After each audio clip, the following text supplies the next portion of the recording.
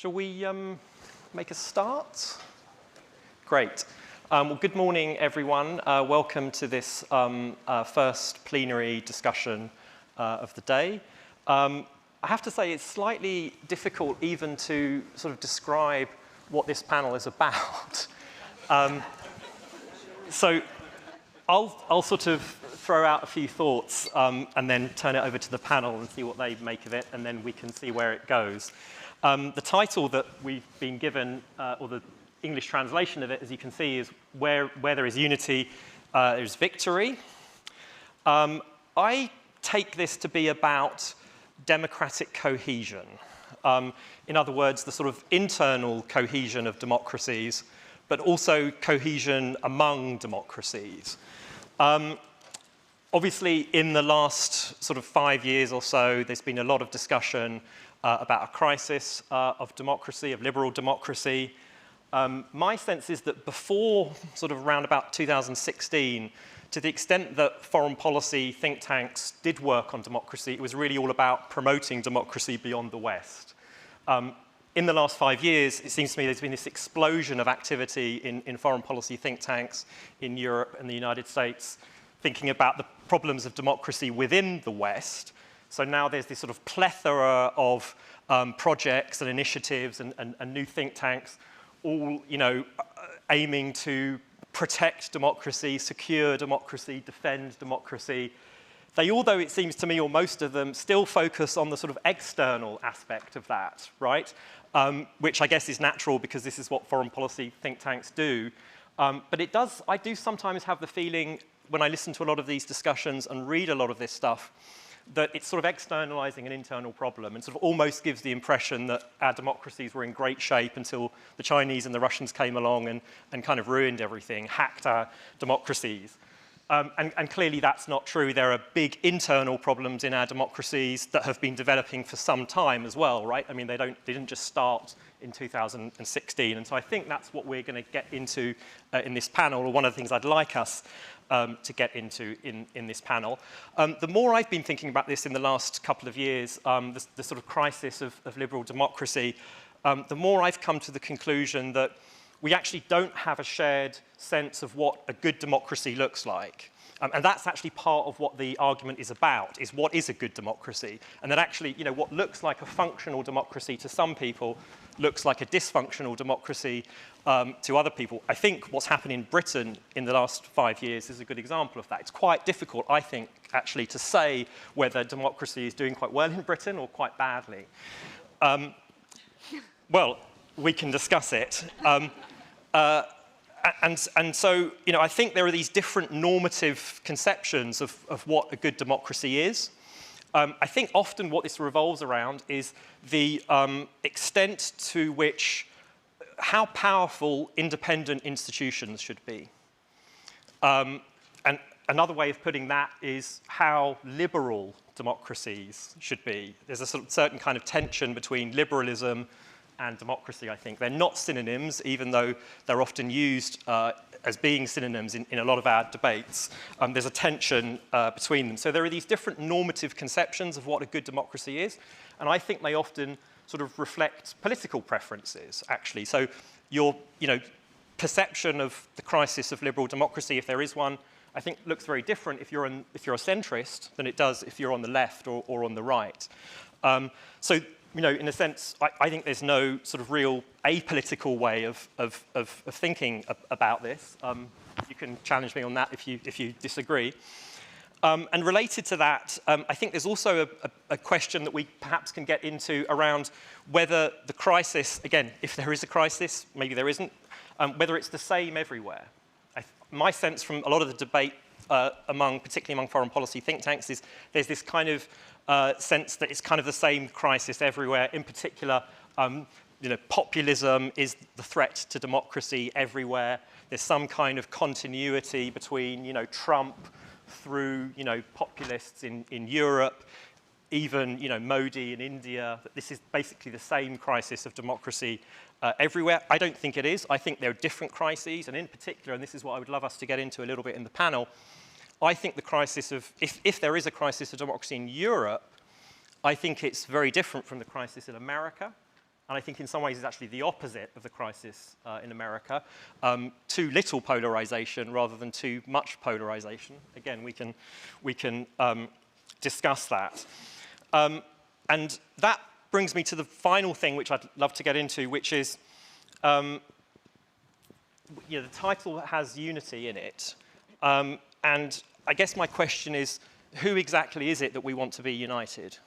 The blurb that we've been given talks about the free world, which to me sounds sort of rather sort of retro, Cold War.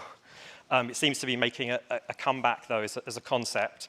A lot of people also talk about a coalition of democracies or an alliance of democracies or a community of democracies. And the Estonian president last night was talking in those terms. Some people also still talk about the West, even though, again, to me that feels rather anachronistic, rather civilizational, rather exclusive. And then finally, of course, there's Europe, which it seems to me that, again, in the last 5 years or so, there's been this momentum around the idea that Europe should be the cohesive, united actor. And I guess the most powerful figure in Europe who's associated with that position is Emmanuel Macron. And I guess particularly in the last few weeks, given what's happened in Afghanistan, there's been a renewed sort of impetus behind that idea of European strategic autonomy and a strong, cohesive Europe.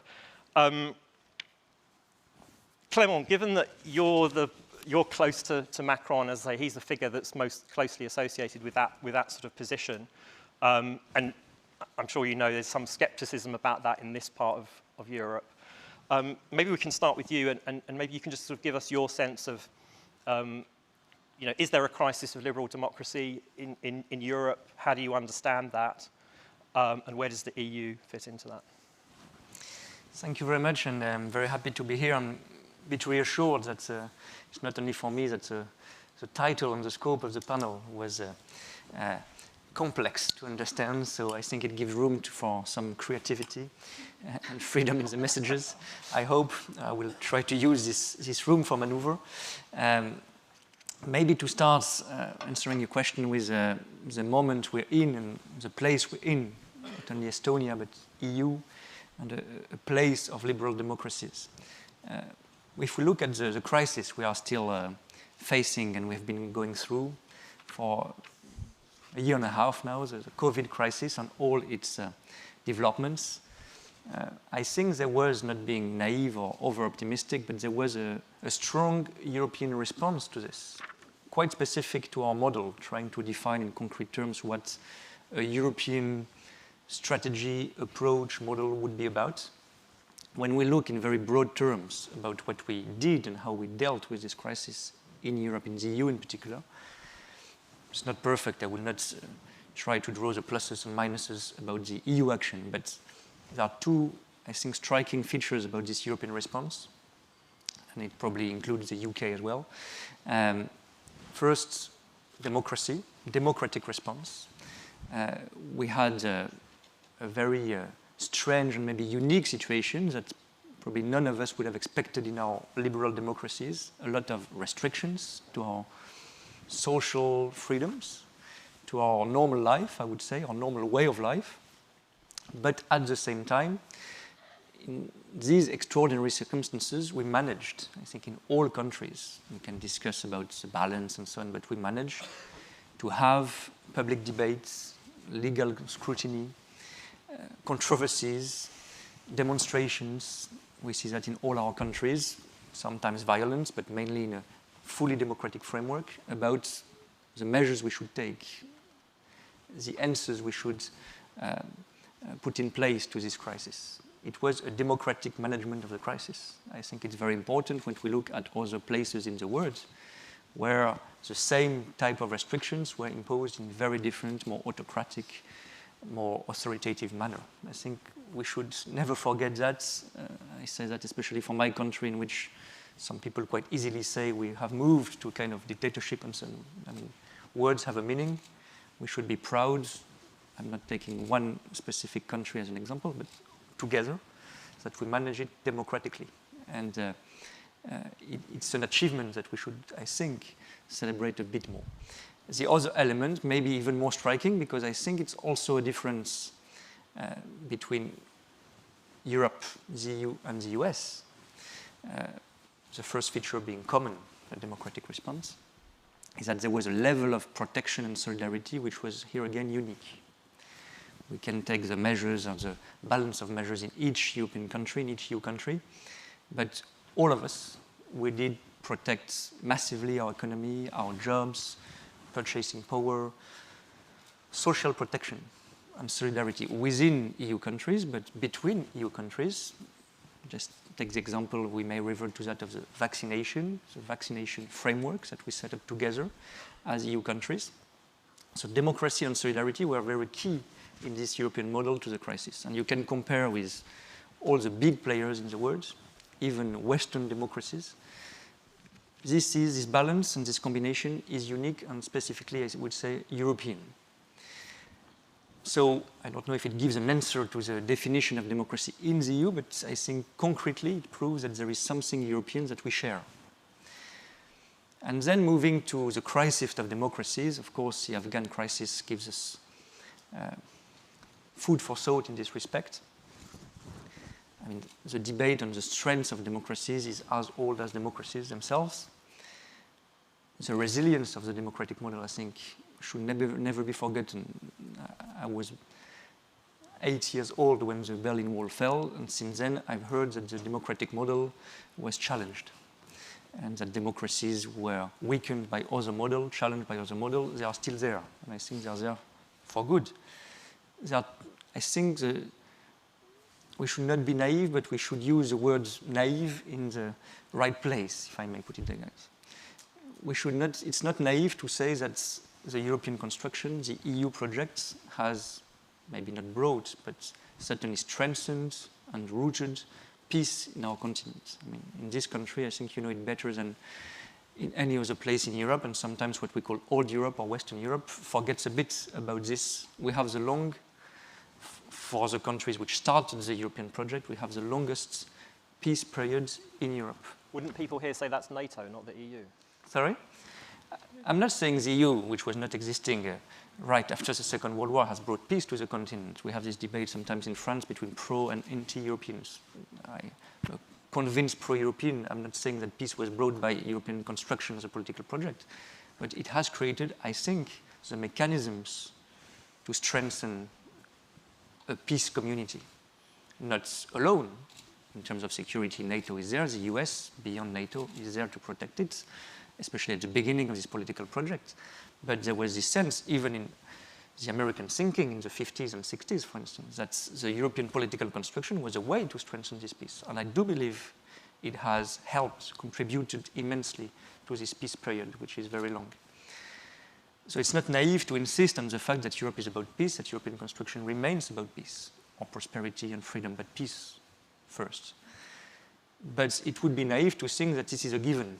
It would be naive to think that democracies, peace projects, are about forgetting about threats, challenges, and to think that because we are in peace, we will be forever in peace, and we don't need to act strongly internally and even more externally.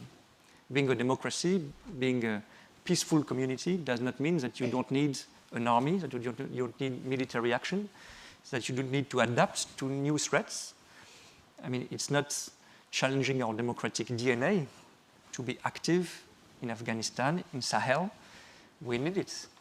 We would be naive if we think that democracy is about just doing nothing, looking at the world with democratic eyes and thinking that there would be the end of history and a spontaneous movement to bring peace without any action to take.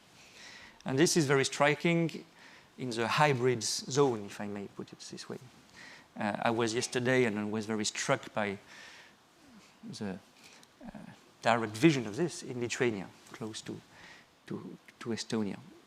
I went to the border with Belarus.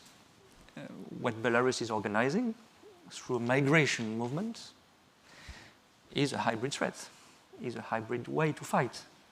It's a challenge to democracy. If we do not react to this in a European manner, maybe it's a big word, peace is at threat, at least stability is at threat, and solidarity is at threat. It's the same with cyber attacks in a different manner. We know that the attacks that democracies, you know it here, we know it in France, during our electoral periods, processes, will not be necessarily threats by direct war, but by hybrid actions like cyber attacks. We need to react. And it gives also grounds, just to open for the later discussion, to a specific European response. Because I also know the ideological and religious debates we sometimes have about the right level of action. Is it NATO? Is it cooperation with the US? Is it EU specifically? Frankly, I think we lose a lot of time in long European councils about concept definition. When we look at concrete elements, I'm not saying we all agree, of course not, but the convergence is much bigger. Do we think, I will just finish on this, do we think that on cybersecurity, it's up to the US or to NATO to bring protection, or do we need also EU technical, concrete cooperation? Do we think that for Belarus, at the border with Lithuania, also with Latvia, with Poland now, we will have to bring a NATO operation or to have a concrete ad hoc, bilateral, or EU, whatever, response to help and to protect? So I think if we look at concrete topical examples, we have a better idea of how we can protect our democracies, and we can go beyond the theoretical debates of opposing one format to another, instead to make sure that we are not naive in terms of democratic protection. Okay, I want to come back later on to that term protection, which you used earlier as well, because obviously this is central to sort of Macron's idea of a Europe that protects, which, by the way, I don't know if you were here yesterday, but the first panel discussion with the European Commission Vice President, whose title is the European Commissioner for Promoting the European Way of Life, very much connected to this idea of protection. So I'd love to come back to that a bit later on. But reading between the lines of what you said, it sounds as if you don't think there's any internal crisis of democracy in Europe. And you did sort of go to the external problems, right? Protecting from external threats. You didn't say anything about whether you see there being any sort of internal problems in our democracies that need to be fixed. You're right, because I didn't want to be too long, but just a word on this. I think first it's related to the external dimension. If you're not able to defend your model, and if you convey the message to citizens who live in democracies that you don't really care or you're not able to provide protection, then the feeling that democracy is weak will develop, and the support for democracy internally would decrease. We see it in France. It's crazy, but you have people who say that Mr. Putin is kind of effective leader because, it's a solid country with authoritative methods. But you don't think that's the main reason why French No, of citizens course. are losing? And it's a minority, a small minority, I insist on that. But I mean, this thinking that sometimes you have effective model beyond liberal democracies, China, Russia, whatever, is always there in democracies. And I think if you give an impression of weakness, you strengthen this. I'm not saying it's the reason for that. One of the reasons for that is sometimes the social, the economic situations, the inability to deliver results. But I think being strong on values, being strong on action, externally, protection, is part of this. And to move deeper to the crisis or potential crisis of democracies, and to put it to the EU level, that's also why I think so much that it's important to debate internally and to be tough sometimes within the EU, between member states, on what we call values, which may sound a bit abstract, but I think it's important. What I or we do sometimes in France with other countries to insist regarding, for instance, Poland or Hungary, with which we cooperate on a lot of other issues, on rule of law and this type of issues, is also to say if we accept that in a political community, the basic values we agree on, we sign to, usually by referendum actually, joining the EU. When we accept that this is not important, this can be challenged with no response, with no discussion, with no sanctions in some cases, I think it's a huge problem because you defend also democratic values internally by insisting and defending the values of freedom of press, of freedom of justice, of individual rights, of women's rights, and so on. So I think this is linked. This is why it's, of course, a very short summary. But if you want to be serious beyond the theoretical thinking about strong Europe, sovereign Europe, strong democracies in Europe, you have to project these trends externally and to defend it internally, including sometimes by having tough moments and conflicts within democracies to defend our democratic values, our liberal values. Great, thanks. So, Daniela, what's your answer to the question, is there a crisis of liberal democracy in Europe? And in particular, maybe you could say a little bit more about the EU, because Clément has talked about Hungary and Poland. Lots of people want to think of democracy as being one of those European values, which was mentioned in the blurb for this session. But the problem surely is not just the challenge from Hungary and Poland, but also that the EU itself is problematic in democratic terms, to put it mildly. So, in other words, if you're tough on Hungary and Poland, as Clément is urging the EU to be, does that solve the crisis of liberal democracy in Europe? I don't think it will. And in a way, this was a very British question, wasn't it? Let me go back a few years in time, about 10 years, when we were in the midst of the Eurozone crisis, just to illustrate that we have a systematic problem in the EU. What happened at the time was we had a very deep sovereign debt and banking crisis, and we realized that there was a lack of solidarity and cohesion between member states and their respective publics, and there was a lack of instruments to actually manage this crisis.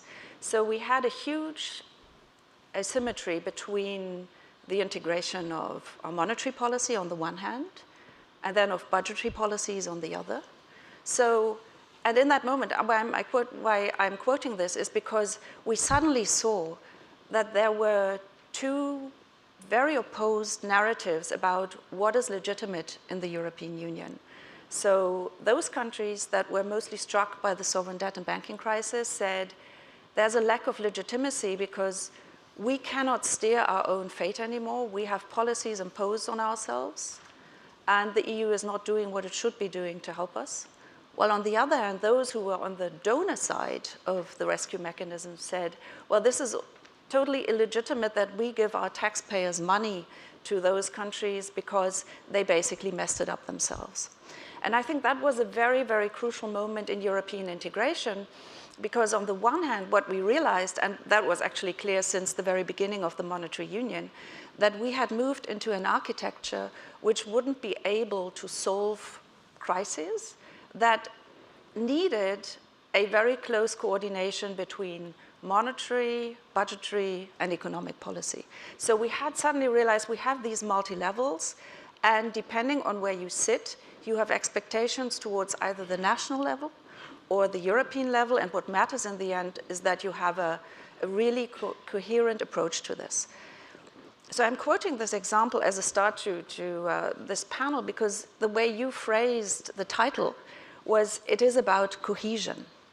And I do believe that over the past decade, while the system was to some extent able to self-correct and invent new mechanisms, the situation we are now in is where we have divergence, socioeconomic divergence between member states and within member states. And I would argue that the socioeconomic dimension is one of the fundamental things we have to worry about when we speak about the sustainability and the health of liberal democracy. What Clément said about protecting, I think, is true. People seek protection. But what we need to look at, and that's your point on, do we face one crisis of liberal democracy or do we have several? I would say we have several. And if you look across the 27 member states, what you see is that basically people have concerns. They are afraid of something. But the question what it actually is diverges fundamentally between societies and member states, and even within societies. So we have to look at that very closely. And there definitely, as I mentioned, there's a socioeconomic element in this. If you look at opinion poll data, and you see that in some countries, a majority of people think that their children will be less well off than they are.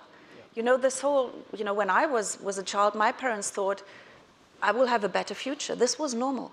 And right now we have a generation moving out of schools, moving into their maybe university years, maybe unemployment, who are really concerned about their material future. And in that situation, obviously, easy promises were populist on the left-hand side of the political spectrum and on the right-hand side of the political spectrum make, they find fertile grounds. And then I see you want to come in, but I just want to say that this was the socioeconomic piece, but then you have the security piece. If you ask people across the European Union, do you feel threatened? I mean, physically threatened or through hybrid attacks, you will also get very, very different narratives. Yeah. And there are many players now, both outside and inside the European Union, that wish to really use those weaknesses and spread a discourse of polarization and of, threat from the inside and from the outside. So I do think we are in a situation where democracy is fragile because the fundaments are so prone to destabilization. Yeah. So, I mean, look, you're completely right. There's a very British perception and question. But it sounds to me as if you're half agreeing with me because you're saying there is something democratically problematic about the Eurozone in particular. And in a way, isn't this the argument that France and Germany have been having over the last 10 years, is that what Germany wants to do is to take economic policy out of the space of democratic contestation and create rules to govern them that you stick to, and the French position is to have more policy space. I mean, this is precisely what, when Macron came to power, he tried to push Germany to agree to, and Germany said no. And you won't get a very German answer to that question because I agree with the criticism that if you look at macroeconomic policy making in the European Union, indeed, there is a discrepancy between an integrated monetary policy, national responses on the budgetary and economic policy side, quite desperate attempts to minimize risk between countries, and that's a legitimate interest, and I'm not saying that Germany was always entirely wrong, not at all. But to have solely a rules-based approach doesn't work. I mean, it works in rather stable times of economic growth, but it doesn't work in crisis times. And what we have seen, and Clément mentioned in my view, political success to put together the recovery fund last summer. This is another element of realization that if we have an integrated monetary union, we need to have instruments on that very same level to be able to have an impact in times of crisis. So we saw the first steps with the establishment of the mechanism to help in the sovereign debt crisis. And now we have an additional element, which is about funding economic recovery, but more importantly, about funding the big transformation agendas that we have. And that is really to tackle climate change and to help Europe cope with technological progress and digitization, where we really lag behind in global comparison. And that is also so important to the question of the future of democracy. Because if we do not reach a position where we are competitive again on key technologies, we will eventually lose our regulatory power, not only for Europe, but on a global scale. We won't be an interesting partner to the US. And maybe we come to that point, but having a regulatory framework for technology is essential for the protection of our democracies in the future. Great. So I want to bring in our sort of two non-European, or at least non-Western European or non-EU perspectives. But I don't know, Clément, if you want to respond briefly to what Daniela said about the Eurozone or any of those issues, just before we move on, because I think we're going to drift away from that now. Very briefly, to be very fair to the German position, I say that as a French official, I think there was this debate on a rules-based approach, which we see that in crisis time cannot do the job, to put it simply. And that's why Germany moved itself, Chancellor Merkel moved herself to accept a recovery plan, which was contrary to a lot of German principles, because it was a crisis moment and a defining moment. But I must also say that in previous debates about European integration, what Germany has defended was rules, but also consistency between more competencies or powers at the European level, going along with more parliamentary scrutiny, European Parliament and so on. And it's sometimes, not now, but in the past, France, which has been more reluctant on this dimension, so I don't want to be unbalanced or unfair to the German position. Great. So, Kaush, does this sound like a sort of very esoteric kind of European, irrelevant European debate to you?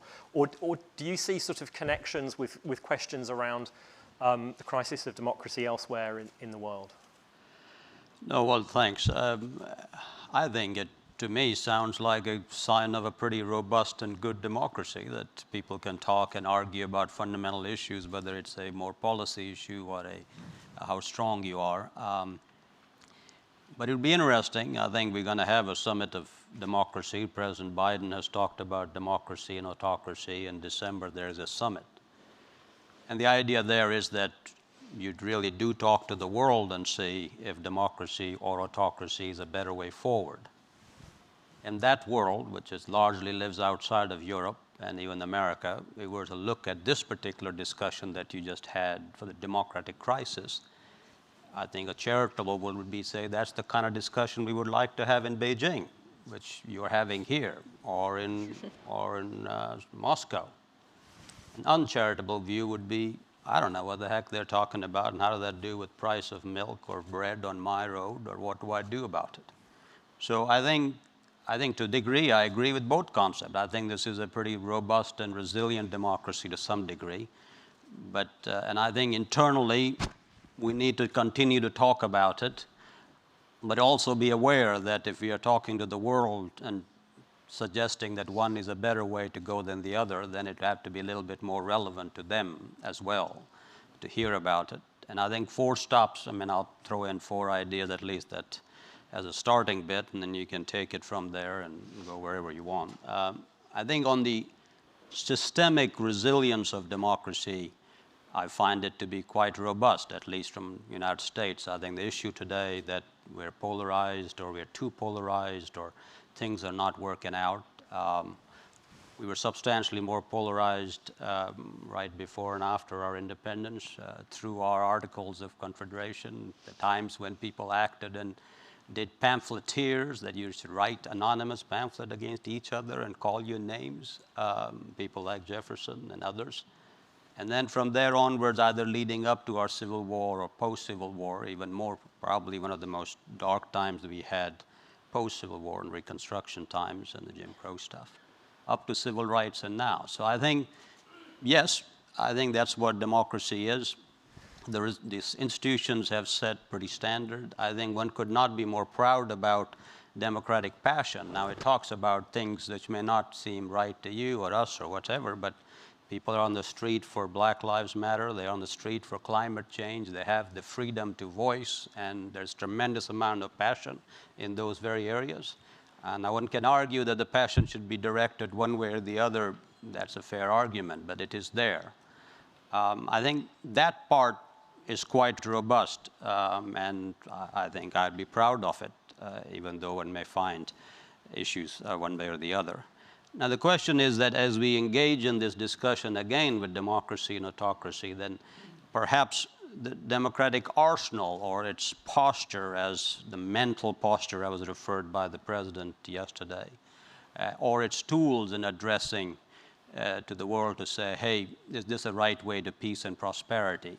I think that needs substantial updating that we've had thus far. I think that would be an important element to keep in mind. And one can argue that at the moment the institutions are worthy and there are passions within the democratic institutions, and the leaders perhaps are being led by those and the people rather than leading them. That's a fair option one can make if one were to do it. But 4 points to discuss as we discuss about democracy for a sort of a global relevance in spite and with the domestic and the regional elements that would be, was this that it does talk about universal values rather than so-called Western values. I never quite understood what they were and who appointed them and talked about them and how they changed them and who came up with it and who even decided West was, and whether Russia knows whether this side or that, I don't know. But universal values certainly of I think human dignity and fundamental freedoms are there. One can talk and have relevance in a lot of places around the world, from Africa to Asia. I think that'd be useful.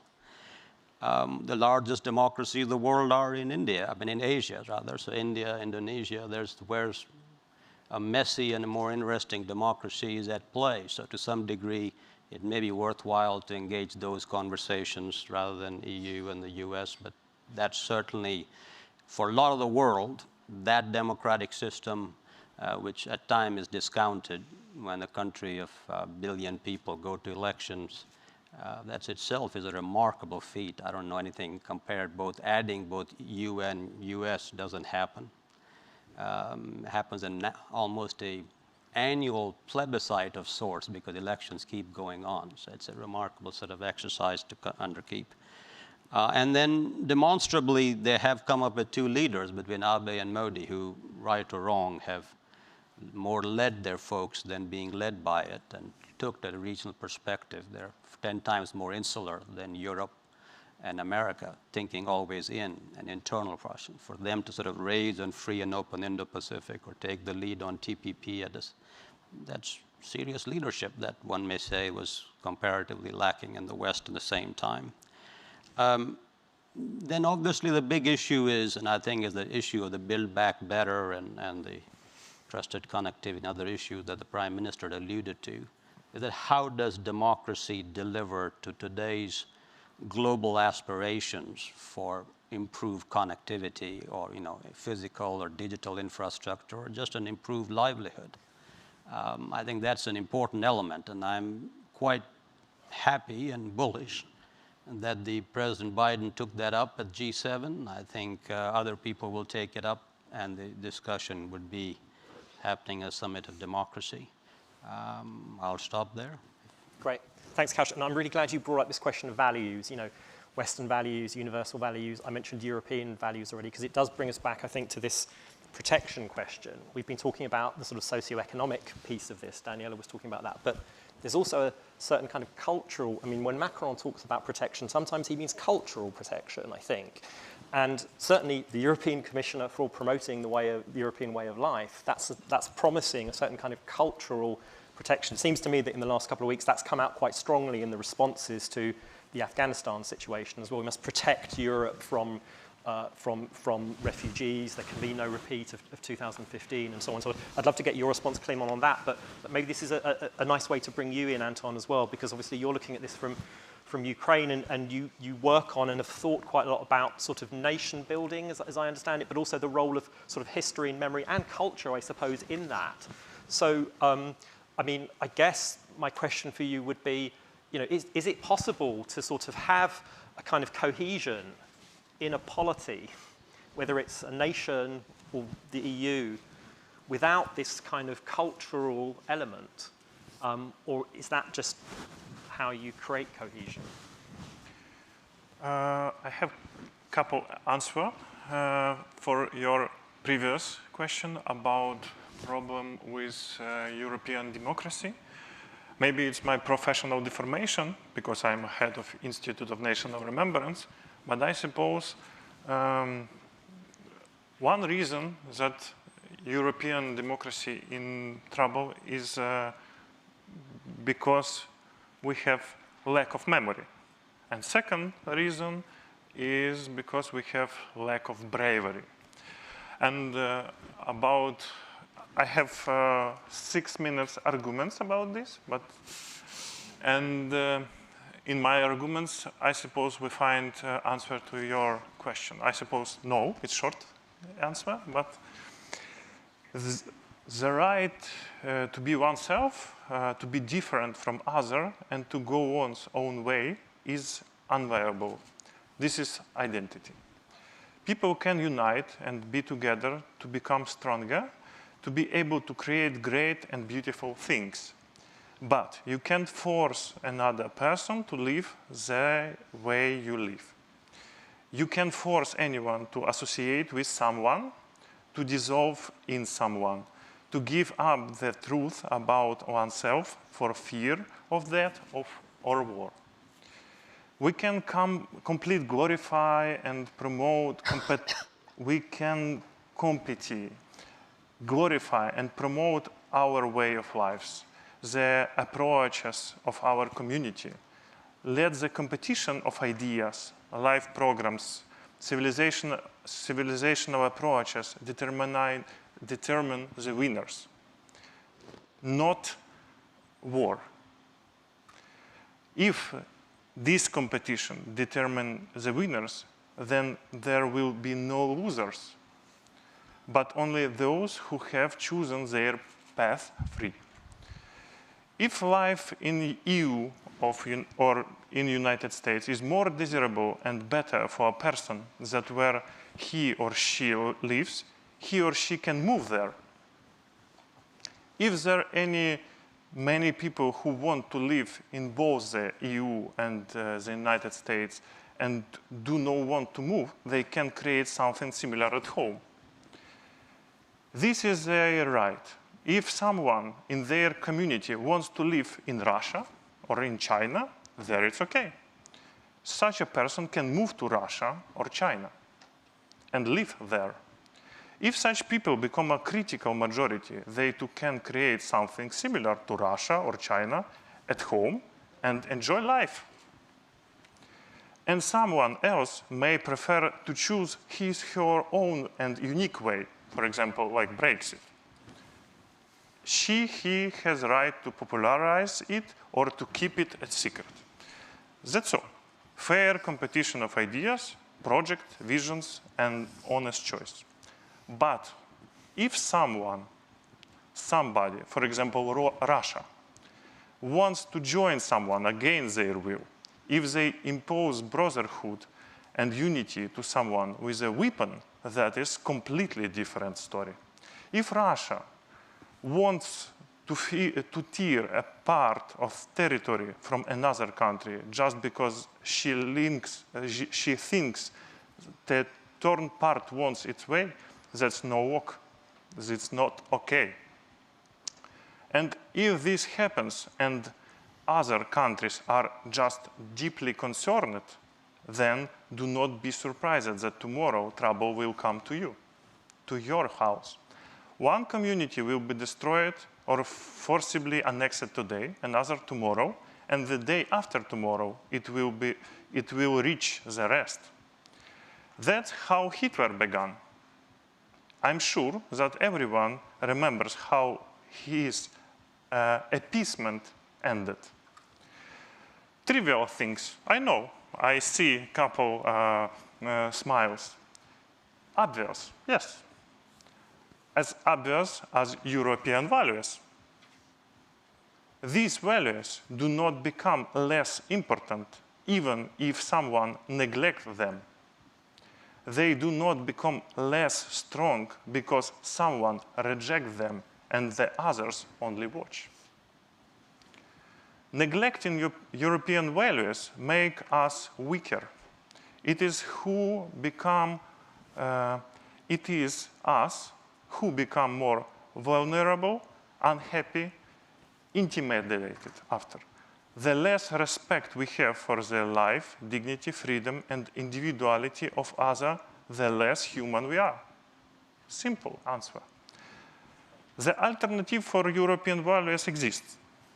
You can ignore them and become more communist, Nazist, fascist, followers of Chuchhe, or Putinist. Okay, but is it worth it? In this panel, we have formulated the question in program. We can have this question about values, what they should be. We have the answer to this question already for a long time. This answer is time-tested and perceived by human sacrifices. Here, this is answer. Universal Declaration of Human Rights. If we have question about what is our statement. Every identity must be respected. Every nation has the right to its own path. Everyone can promote their way of life, but no one can violate this. If there is such a violation against people inside the country, then there must be a strong reaction from the world. If one country attacks another, it is a massive violation of rights and everyone must stand up to defend. The name of the conference tells us about this, about neighborhood, about problem in neighbors. This is the main idea that justifies the existence of the United Nations, but idea alone is not enough. So where is the problem? The problem is that for different reasons, we do not dare to stand up together and repeal criminals and regimes that violated these rules. Someone is speculating on this. Someone turns a blind eye to violation when it is profitable. Someone uses it as an excuse for the crimes, their crimes. Someone is afraid and does not want to hear about other problems. But this is a false pragmatism. You save a penny, okay, or billion, but you lose head after this. But this is not an instrument, but always a goal. This is my statement of remember. Yeah? Just as Immanuel Kant say, yes, I will brief about this in categorical imperative. This is not a list for the chosen ones, but for everyone. Yes, it is not easy to make it work, but is there anything more valuable than this? Is there anything more worse in this world than to fight for it or to defend it? Finally, I will say, Eastern European countries, Ukraine, Poland, Belarus, Estonia, Latvia, Litva, Czech Republic, Slovakia, and others do not need to explain the connection between identity and human rights. We know it. Our people have regained or gained their independence with the victory of citizens, human rights movements, and trade unions over the communist totalitarian regime. We know now we have it in our DNA. We value our history and culture. We can finally be ourselves, not under empires, not under totalitarian regimes. This is our right, and we are protected. It is a pity that without the necessary support we expected from the free world, but we will stand to the end. I hope all together and for each other. And those who understand who they are dealing with. We're dealing with Russia, with Putin. Because for us, it is not geopolitics. Sorry, guys. For us, it is not a world chess board, but a matter of life and death, existence or disappearance, victories of truth, or triumph of deception and lies.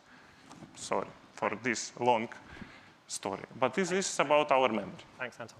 I want to bring in the audience, so do think about questions, but just very briefly, Clément, I don't know if you wanted to say anything about this question of sort of culture and European values and so on, because as I say, I worry a little bit, when Macron talks about the idea of Europe as a civilization.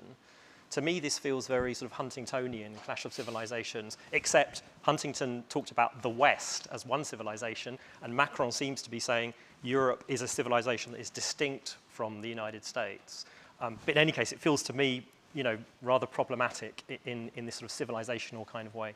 I would use slightly different words, but I agree that the idea of values is a bit blurry and a bit difficult to define.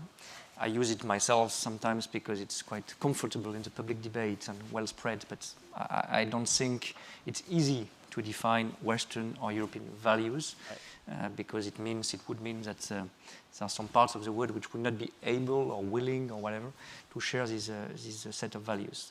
I think there is a European model, I would say.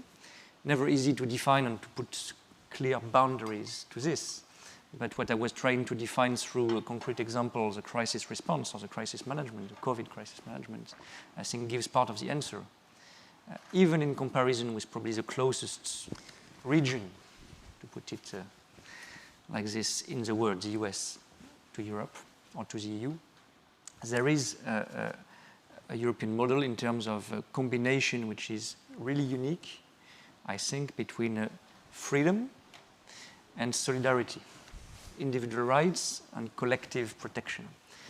This is very specific, and I think it covers also the UK, if you just look beyond the institutional setting.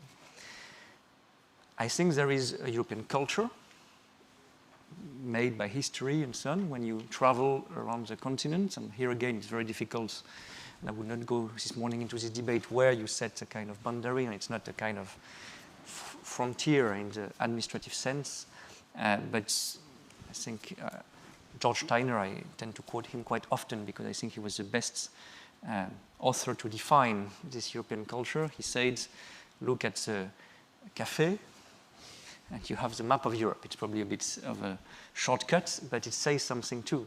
And with zones which are difficult to define, Russia, Turkey, even Great Britain in this respect. I would not, again, go too far into this debate, but there is a European culture set by history, by wars, by conflicts, by artists, by scientists, and so on. Where does Christianity fit into that? I think it's part of this legacy. Personally, I'm not a Christian, but I mean, when you move through Europe, you have churches, cathedrals, which are part of this identity. It doesn't mean you have to be a Christian. It doesn't mean Europe is limited to Christianity. It doesn't mean there is no other heritage or other legacy or other influence in cultural melting pot of Europe. It doesn't mean there should be a Christian power, but I think it's part of this. I mean, to be frank, I think it's quite obvious. It's part of this, not exclusively, but part of this. So I'm careful with values. I'm careful with civilization because it has been used before in other contexts. But I think what President Macron means by this is that there is a model that we defend. And we see that in even in new challenges. When you look at the digital world, for instance, we are more sensitive across Europe to data protection, to regulation of the digital world. Doesn't mean we don't care about innovating, don't care about freedom of entrepreneurship, of creativity, like the US, but we are probably more sensitive to this balance between openness and solidarity or protection. Are migrants a threat to that model? No, I don't think so. But what I do think is that there was a kind of a misunderstanding in a way. So was the idea, because it's a project which is based on openness and freedom, that the EU project or the European Community project initially was about full openness with no regulation and no border. The debate we have on enlargement, the debate we have on migration today is very new in a way, the way we approach it, because we never had to define limits to the European project. We never had to define a kind of a political community. Now we have to define it. I don't think migrants are a threat, but I think the key challenge now is EU external borders. Why did I go yesterday as a French official to the Lithuanian border with Belarus? Also to say it's not the fault of the poor migrants which have been instrumentalized by Lukashenko's regime.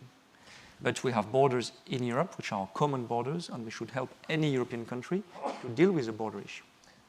Okay. I'd love to continue this, but we should take some questions and comments from the audience. The lady there. Thank you. Hanna Shellis, Ukrainian Prism. I have a question to our French and German speakers.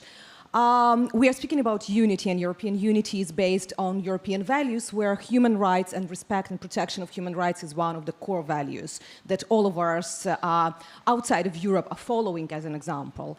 But at the same time, sometimes we feel that it's easy to close eyes to the human rights violations, and that's what we see in Crimea, for example. Just for the last 2 days, 3 Crimean Tatars being arrested and searched, including the deputy head of the Mejlis, the main organization organization that Russia is prohibiting. And we don't see the real reaction to what is happening there because it is other interests, national interests there. So unity is only for 27, or national interests are for 27, but unity should be, and human rights should be for all around as well. Okay, Michal in front.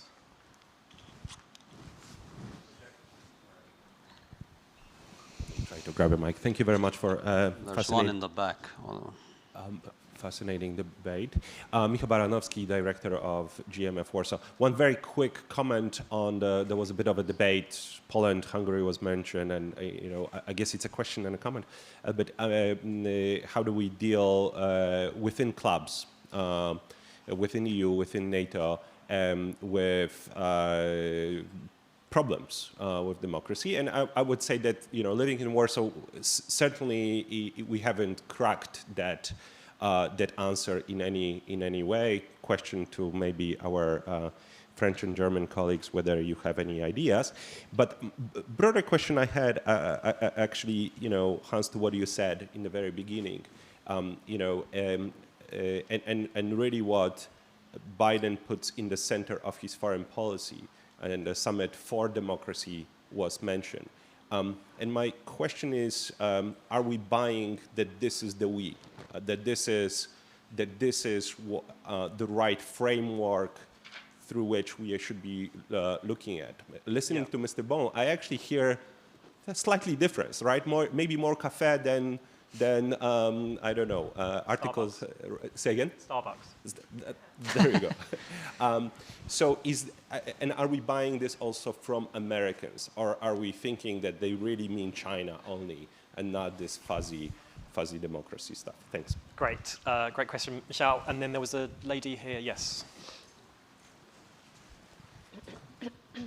So my name is Sigita Struberga. I am Secretary General of Latvian Transatlantic Organization. And I wanted to ask about two, I think, urgent threats at the moment. And they were mentioned during discussion, obviously. So these days we focus pretty a lot on new migration crisis and on the borders of Baltics. And again, I would like to underline that not only Lithuania, but Poland and Latvia as well. Lithuania has been mentioned for several times, but please pay attention that Latvia is facing even more, I would say, problems at the moment. And also we concentrate on rule of law, spirit of law, including human rights. But exactly our values are seen as weaknesses by our adversaries. And we have poor migrants, and they have certain rights. And it is a way how we could have illusion about no choice. The aim of adversaries is to put us in this feeling that we have no choice. But we have actually choice. We have choice to keep human rights, but send them back. But on this issue, there is no unity in Europe. Baltic states feel pressure from partners regarding this issue. And also, very quickly. Yes, there is no concentration on internal problems. There are so many protests at the moment made by societies against vaccination, etc. And what our governments are doing, they are using very technocratic language, which is not understandable for societies. And populists use the situation when people don't understand our governments. So this is the second threat, which we have to pay attention. And then there is a question: could you wrap up? Yes, I am wrapping up. If societies are not together with governments, which are united, so how we can make societies also be keen in this unity you are talking about? Okay, great. So I want to see if we can get at least 2 more rounds of questions in. So, so let's not all try and answer every question. I'll try to sort of target them a bit, but do say if you want to answer one of the others as well. I guess the first and third questions were quite similar around sort of human rights and sort of, I guess, the implication of sort of EU hypocrisy on human rights, particularly in relation to people outside, I suppose, in the periphery. This was mainly the East in these 2 questions. You could also talk about the Mediterranean, though, and refugees in the Mediterranean. Daniela, is the EU hypocritical on human rights? I wouldn't say hypocritical, but I would say doesn't reach its own, its own normative discourse in the practice of exercising foreign policy. So you mentioned the example of Ukraine. I think when we look at the previous debate on EU external borders and how migration flows are handled at the moment, the question, are we, living up to our standards of human dignity that we subscribe to as a European Union? I don't think that we actually do. If we look at EU-China policy, or let's take Germany's China policy, I think the same is true.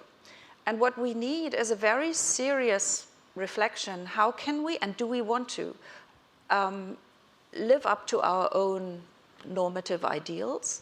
And just to pick the German example in China, because this is actually very interesting ahead of the upcoming German elections and the new government. In order to be able to do so, Germany has to enlarge its own scope of options with regards to China, which means we have to rethink our relationship with China also in economic terms. Doesn't mean a radical cut or decoupling at all, but in order to be able to defend those norms and values, we have to really look at the toolkit we have. And at the moment, I don't think we live up to our standards. Yeah. Clément, I don't know if you want to add anything on that. I mean, my sense is that part of the reason why the human rights of asylum seekers and immigrants is being violated is because increasingly the EU does see migration as a threat, right? Hence the European Commissioner for Promoting the European Way of Life, whose job is basically to keep migrants out. So I'd love to hear your thoughts on that, but also perhaps on this question about is, democracy, a community of democracies, the right framework that was kind of directed at you. Just allow me one word on this debate on hypocrisy that Daniela touched upon to answer your question. I don't think when governments, even more societies in Europe talk about human rights, they are hypocritical. I think most of the cases and most people are sincere about this, and probably no club of democracies in the world is more sensitive than European societies broadly to human rights for real. But let's be consistent. The question is not so much hypocrisy, it's ability to act.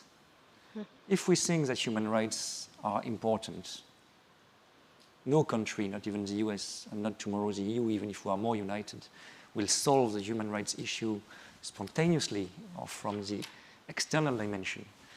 But if, for instance, with China, to take a concrete and strong example, we care, and our societies will care more and more about the consistency between our policies, about our ability to make basic human rights better respected.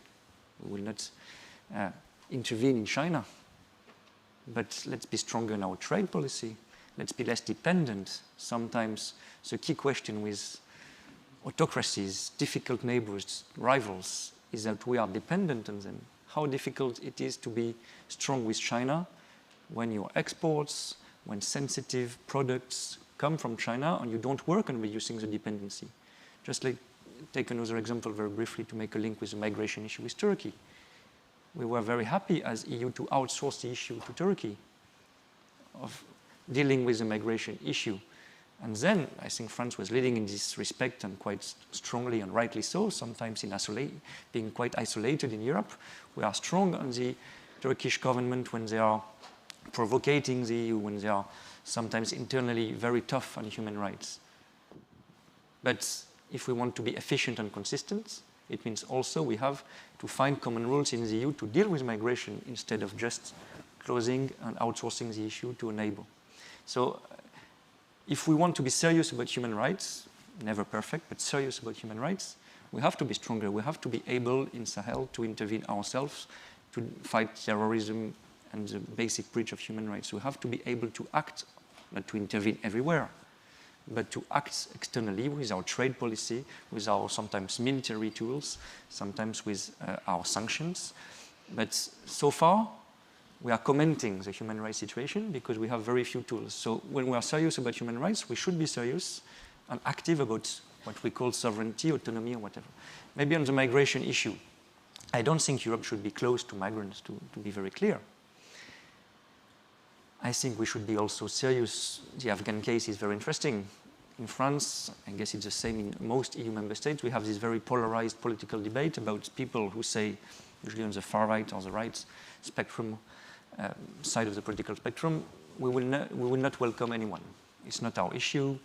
Maybe a few hundred people who work for us, that's it, we close. And we have a big concern, a big fear of a migration wave, which I don't think will happen. On the other side, you have people who say everyone is welcome, which I think is not serious as well, just in practical matters, because first, look at the Afghan situation. The problem is not for people to be prevented from coming, is to be able to come to our country for people who are really in need for protection. But nobody says everybody should, that Europe should. Nobody says Europe should accept everybody. Yeah, but when we say how we welcome people, we have to say how we do it. It's not everyone, for sure. I think no one is saying that. It's respecting asylum, and I'm proud that in my country, in European countries in general, every year, tens of thousands of people are welcomed through the asylum process. It's not humane enough, it's not rapid enough, for sure. I'm proud to say that we will need, probably, if we can make it, to have more Afghans to come in Europe in the next months, because we need to protect them. I think we should be very clear about this and have a common strategy in Europe. But we need European solidarity on this as well. It's not possible for Germany, for France, for Sweden, for Austria, which were usually the biggest recipients, to be alone in dealing with that. That's why we are strongly defending this idea of European solidarity. To be very frank, I was uncomfortable. I was not in office, but I was uncomfortable with the French way to react to what happened in Germany in 2015, 2016, when we said, well, they decided on their own, they welcome people, that's their issue. No. If we want migration and asylum to be accepted in Europe, we have also to share, to be consistent, to distinguish between illegal migration and asylum. When there is a case of organized provocation like Belarus, to respond.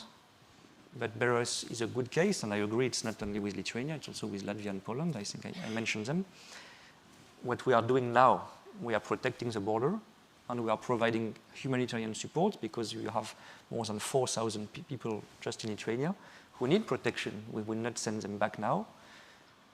They need to get food, to get housing in the short run, and Europe should be very active and display solidarity on this as well.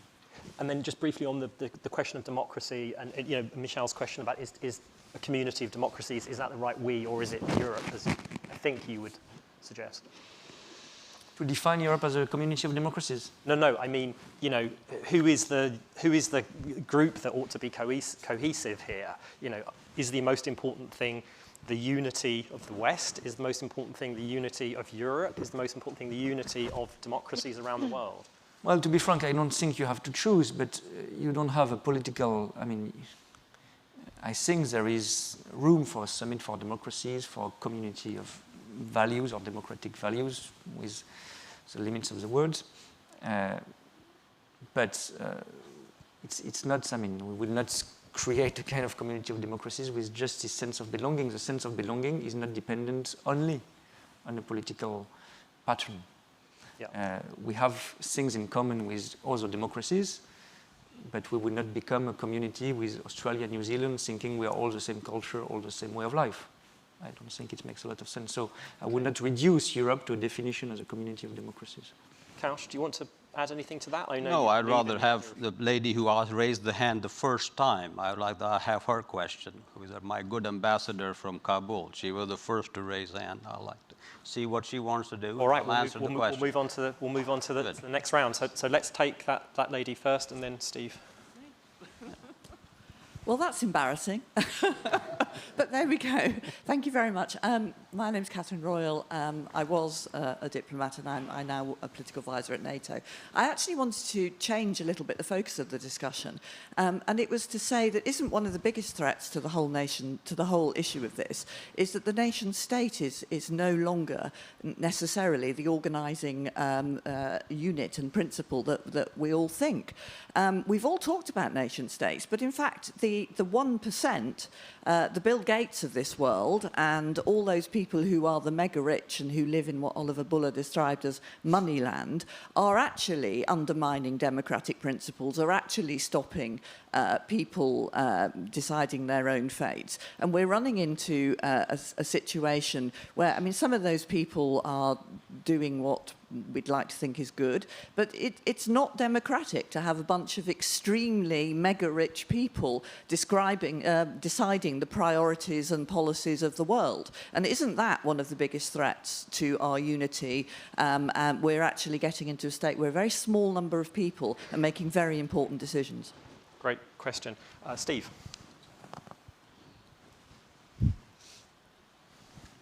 Thank you very much, Steve Erlanger, New York Times. I love George Steiner's essay, too, on cafe culture, which he wrote for the Nexus Institute. But I do wonder whether a pub is a cafe. That's one of the great existential questions. More to the point, when we talk about unity, perhaps as an American living in Europe, I worry more about the Western Balkans than most Europeans seem to. And one of the interesting things to me about what's happened in Afghanistan is there suddenly is this sense that we can't build our values anywhere anymore, that it's a failed idea, that it's pompous, it's patronizing, that cultures should be entitled to deal with their own people much as they wish. And I worry that Europe, worrying about its boundaries, is setting boundaries, and it's setting boundaries that exclude.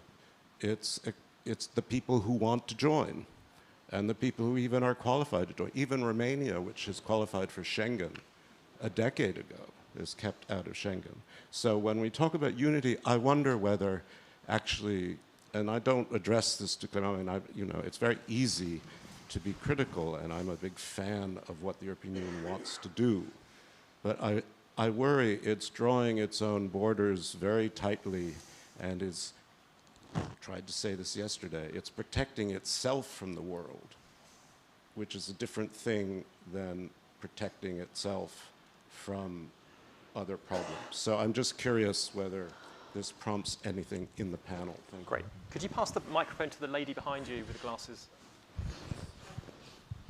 Thank you. By the way, I think a pub is not a cafe, and that's why Britain had to leave the EU. Sorry. Thank you. Ina Miroskina, School of Civic Education, Russia.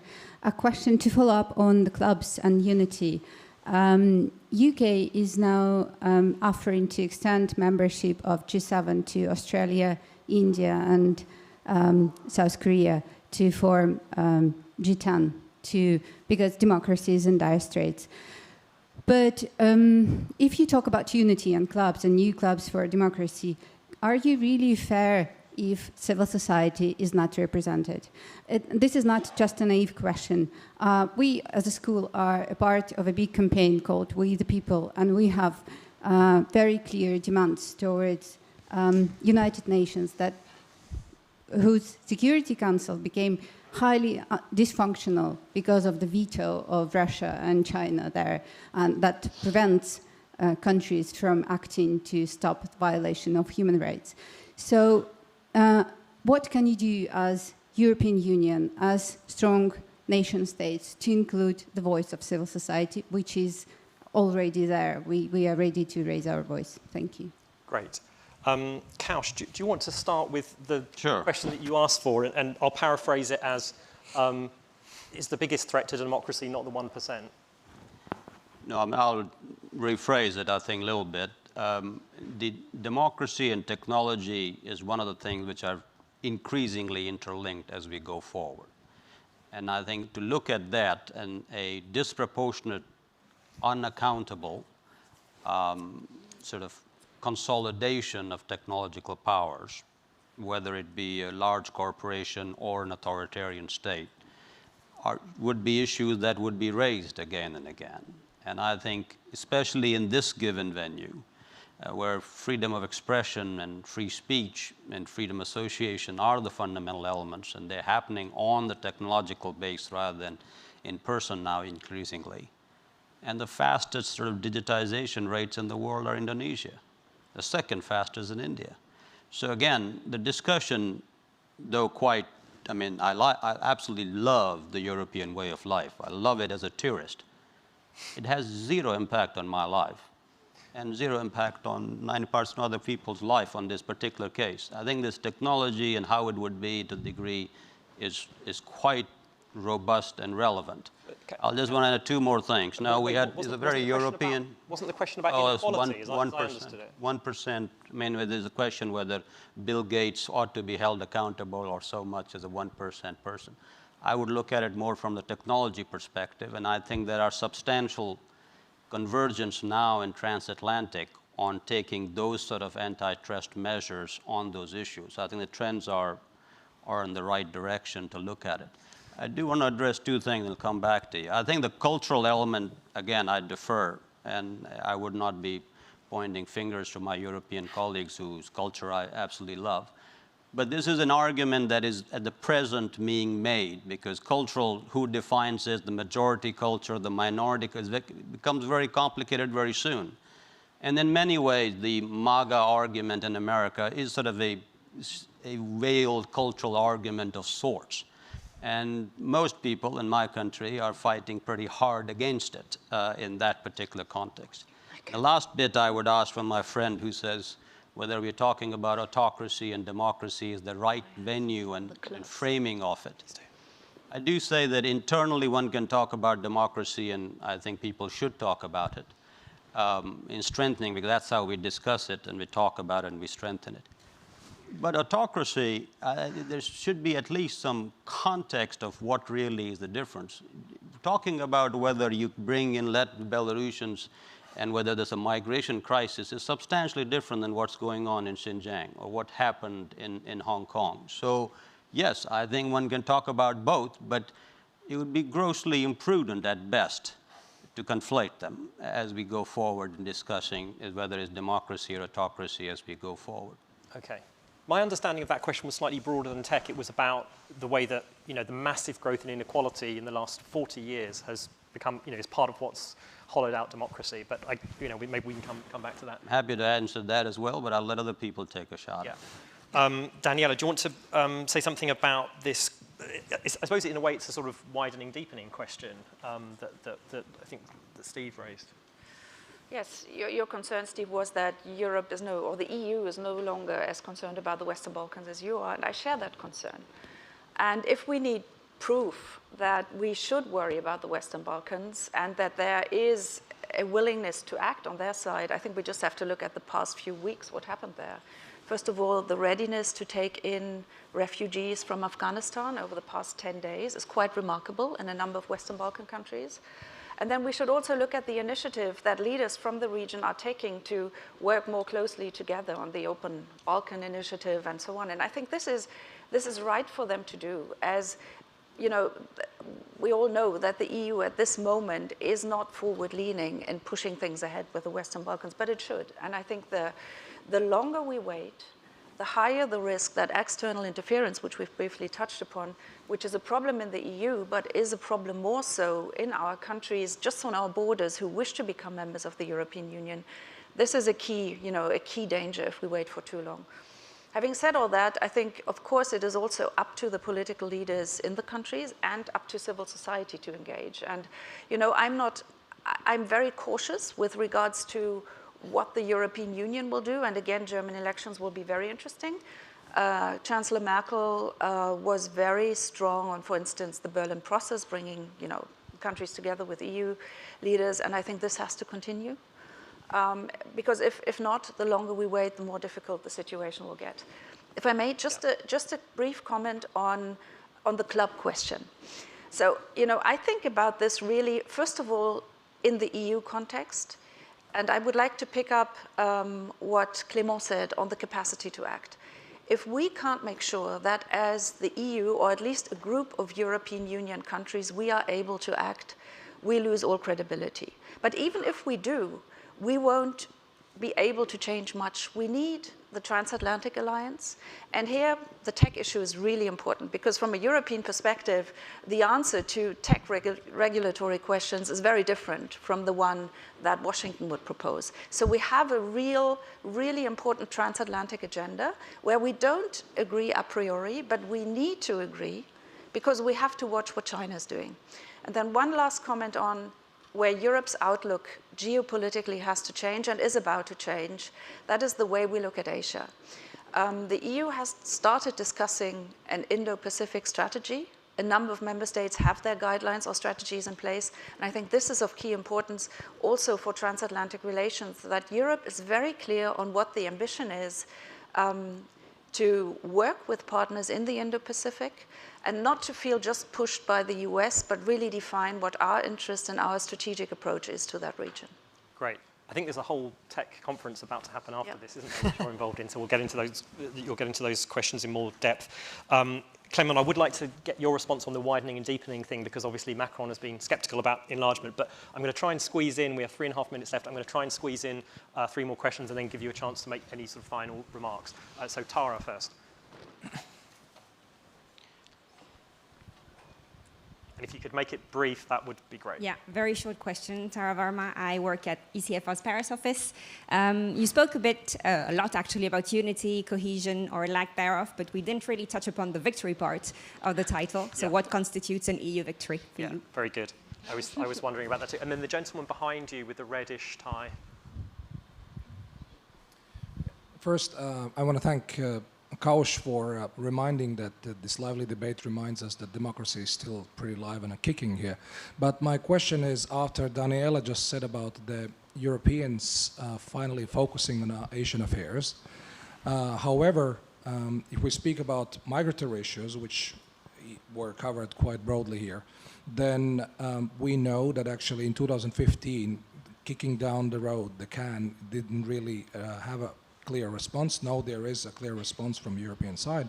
However, we know that EU is neither the state nor an international organization anymore. So therefore, we are wasting a lot of resources for common foreign policy we don't have as the Federation, and we don't have European army. So how can you achieve the looking on Asia as united actor if you have so many actors within the Union? Thank you.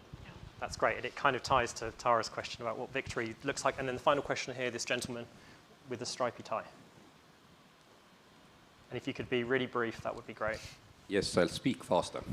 I'm Jüri Seidenthal. I'm with the Foreign Ministry here in Estonia, and actually this is a security conference, and I think we were not too well able to define who is us or we. And I think we stumbled across a very good tool, actually, that the Ukrainian panelists very well presented, because I think the countries we could define, or the societies we could define as we, are those who have a respect for human rights. And of course, human rights start with the right to life, and you can also include right to property and so on. But I think we need to define it loosely, and if we do that, we notice that there is about 1 billion people who live in pluralistic societies who actually abide by this principle. So I think this is the we where we should be looking at. And why I'm saying that is that we need also to define the other side, which is they. And they, it's very hard to define because there are 7 other billion people in the world. But we know there are some big countries who really clearly say that they don't care about these principles at all. And that's what we need to think about. And I would also add that we often make a mistake taking the human dimension. And it's a pity, of course, if one's children live worse than the parents. But, you know, those of us who grew up in mature socialism don't have this problem. But we need to take a longer-term look. And, for example, we know we had a huge drone show here in Tallinn last week. But we know there's a country in the world, at least one, which is building drones that don't have lights on, but have weapons on. So that's what I said. That's how we need to define us and them. and concentrate on how we can secure at least peaceful paths. So that was a comment, not a question, which is good because it means there's one fewer to answer for the panel. So it's basically, what does victory look like for the EU, and how can the EU be united without being a state, a nation state? Anton, anything on that or any final remarks? And basically 2 sentences. Very short answer. We must to be more serious in this field of human rights. We must have not cafe Europa. We must have a war room Europe now. This is only way. Our dangers extremely high. Okay, quite dark, but Kaush? Well, you want to go with me or come down the right? All right. Well, I think how to defend the victory in this, especially people in transatlantic spend a lot of blood and treasure to have the rule-based order that we've got today, and it has unprecedented peace and prosperity. Is the strengthening of it, is the perseverance of it, and that is the victory we are looking for. And I think we're confronted again once back with the idea whether might makes right or right makes might. So in this case, I think it's fair enough to talk about in the rule-based order what the rules are and how they need to be tweaked and where they can be better and where they can be. But that's a different discussion than one giving to life with no rules per se. So we're dealing with bullies which are pretty robust, and I think this internal discussion strengthens us as long as it does not then prevent us from engaging together and not missing the line, which is that we are talking between a rule-based order and no, as opposed to tweaking whether the rules are. So I think that's the victory, and I think in that case, US-Europe collaboration is tremendously essential and needed, and it'll be less about doing US and Europe, which is what most people are going back to, is America more engaged in Europe? Yes, but I think the better opportunities is US-Europe coordination in the Indo-Pacific, US-Europe coordination in Africa, and in Latin America. That's the future in which I think is a robust appeal. These are most interesting discussions. I'm absolutely enamored and heartened to have an Englishman so preoccupied with EU matters for this panel, which was, I think, delightful to me. So thank you very much. We've been forced to over the last 5 years. Daniela? Well, no surprise that I will agree with Kaush's priorities for the transatlantic agenda after what I've said previously. But, Tara, victory, let me rather speak of progress. What does Europe need to do now to be able to be a partner to the US on that and really defend its own interests? I think first thing, we need to work more on a shared threat assessment across the EU. And the strategic compass is one thing which is advancing this year, but what we really need is a deeper and more sort of public understanding that we are basically in one boat and that we should be worrying about threats in a more European way because we can't defend ourselves against them alone. And based on that, I think this notion of capacity to act is really the key thing. I wouldn't discuss strategic autonomy or European sovereignty. These are big and abstract terms, but to be extremely precise on what are the areas that we can already act on, and then obviously trade comes to mind, where Europe has leverage globally, but that's not enough. What we need to do is build a stronger currency, and we've seen the debate around the JCPOA and the US leaving the Iran agreement. Europe wanted to use the euro and realized, oh my God, we didn't do our internal homework to be able to do so. So we have to be super honest on that. And then we have to look at foreign and security and defense policy. And this is where I'm not naive in saying the EU 27 have to move ahead. That, in my view, won't happen to the extent that we need capacity to act as Europeans. So what I see here is groups of countries move ahead, pool capabilities, define common goals, and be more able to project power also in that area. Coalitions of the willing. Yes. Clément. Just a word on Western Balkans, because you asked me, should we have Western Balkans joining the EU? The answer is yes. I think it's clear. I will not go back into the history of French approach to enlargement, but President Macron has been very clear in his first speech, La Sorbonne, on this. Do we think that this sums up the efforts we should make in the region in the meantime, because it will take time before the 6 of them join?